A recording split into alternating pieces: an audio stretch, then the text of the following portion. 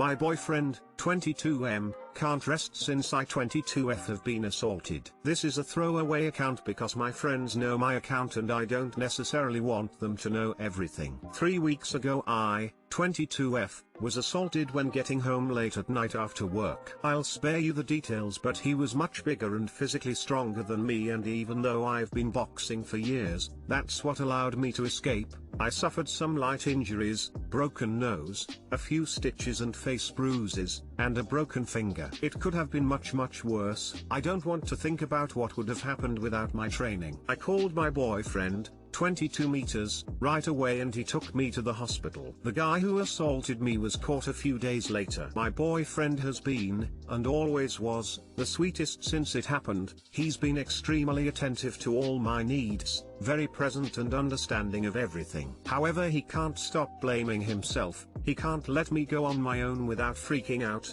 while I also have to deal with my own fears. And he has great problems sleeping. He has terrible nightmares and has had very little sleep since then. I know I'll be alright with time, but I don't know how to help him. He's seeing a therapist as I am, but so far it hasn't helped.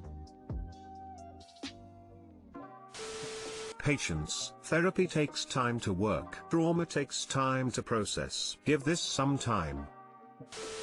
My friend went through something similar. Her husband was earning his PhD and had to go in person for the weekend to stay on campus for classes. While he was gone, she was assaulted while their 4 children were sleeping in the house. Thankfully, she was spared and so were the children. She contacted her husband and he immediately came home but was consumed with guilt. For him, he clung to Jesus through it, but I know some people aren't spiritual. They also went on a retreat together, just the 2 of them. They picked a place in the mountains and just spent time talking and healing together. One day of the retreat they had a counseling session together where they could hear both of each other's fears and concerns since the event. She specifically also did EMDR therapy, and what she learned there she would pass on to him. Just some ideas. By retreat, I should clarify it was a getaway, although I do know of retreats that couples can go on dealing with situations similar to this.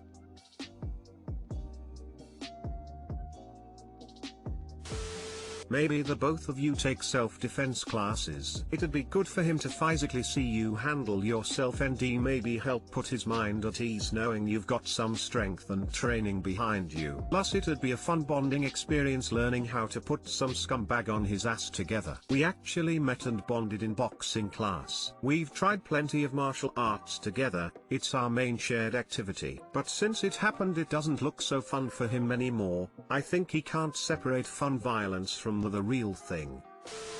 Last year, my father was assaulted and beaten nearly half to death, and he butt dialed me while it was happening. My dad is fine now, and I'll skip to the relevant bits. For several weeks afterwards, I could not sleep. I would have nightmares remembering the sounds on the phone. I would stay up at night running through what I did while on the phone, and what I could have done differently. I wasn't even the one assaulted, and I was quite shocked at how it affected me, but the good news is, it passed. The good news is, from my own experience, it will probably go away with time. I still will occasionally have a nightmare, but nothing like before, nothing worse than any kind of standard nightmare. There probably isn't much you can do other than be patient. Therapy could help too if it's right for him, and likely couldn't hurt.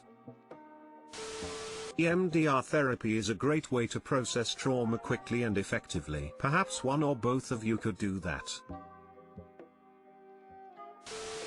Is it just me, or you also get terrified by the thought of your partner cheating on you or leaving you? You are sitting with your partner thinking how much you love him/her, and suddenly an intrusive thought comes in your mind of your partner with someone else and ruins your vibe. How do you deal with such thing?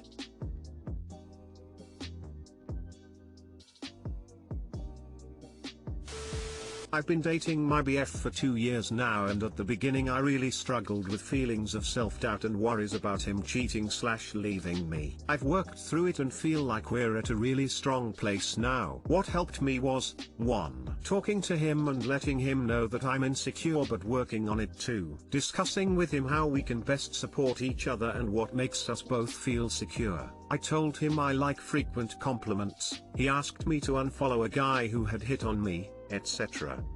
3. Advice from my therapist: when you're feeling insecure in your relationship, try to mentally go over some facts. He's dating me BC he likes me. He's told me he likes me. He wouldn't be dating me if he disliked me / our relationship. 4. Realizing that if something is meant for you, it will be yours. If it doesn't work out with a guy, it means there is something better out there for you.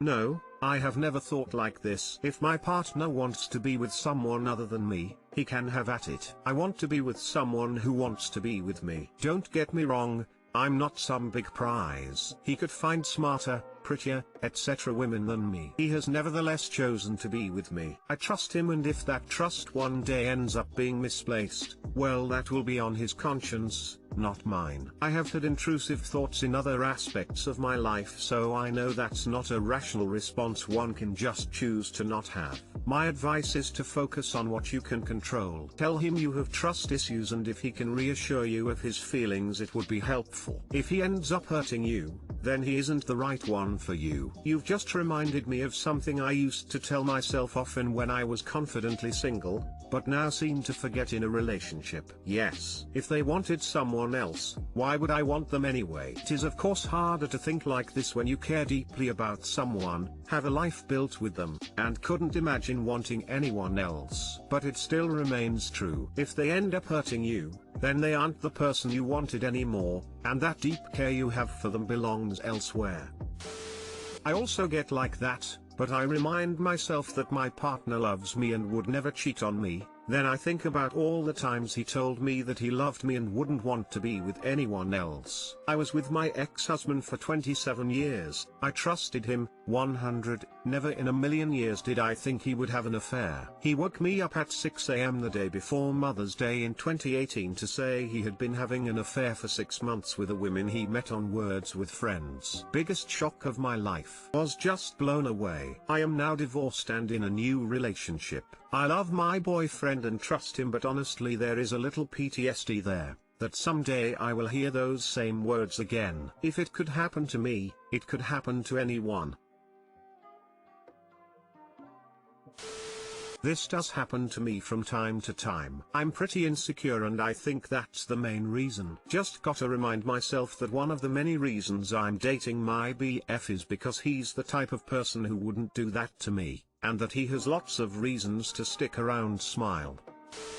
It's called an anxious preoccupied attachment style. Lots of resources to get over it if you're interested. It's not easy though.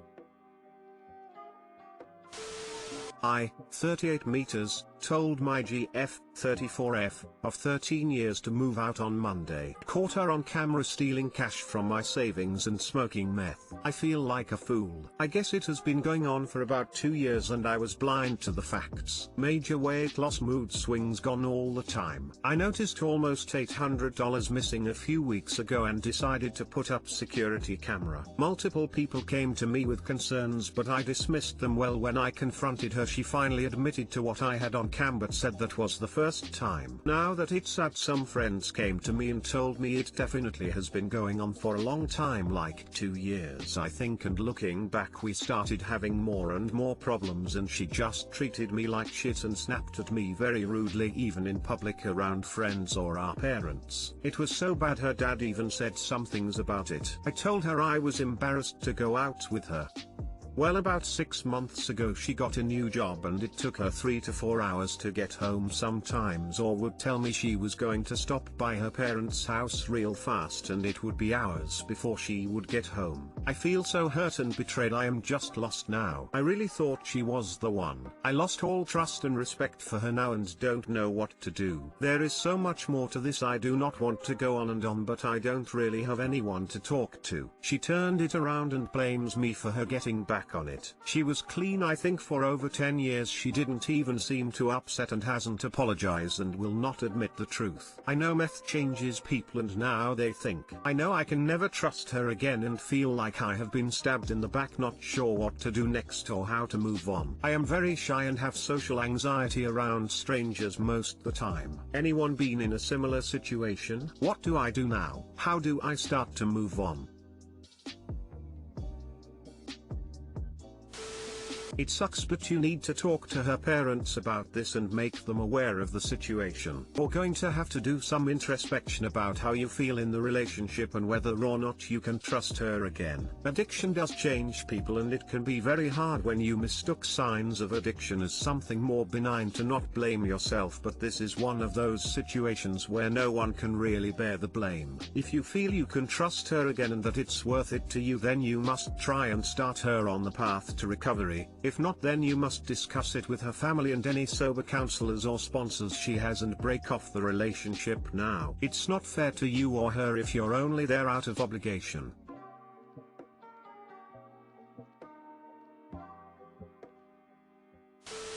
Hey man, I'm so sorry. I've been there, done that, so I know what you're going through. Right now it's like she's having an affair with the drug and there's nothing more important to her than the next hit. You're doing the right thing by breaking up with her. She has to admit she's got a problem and has to want to recover on her own. There's nothing you can do until she does those two things. Again, I'm so sorry for you. Hang in there and take care of you now.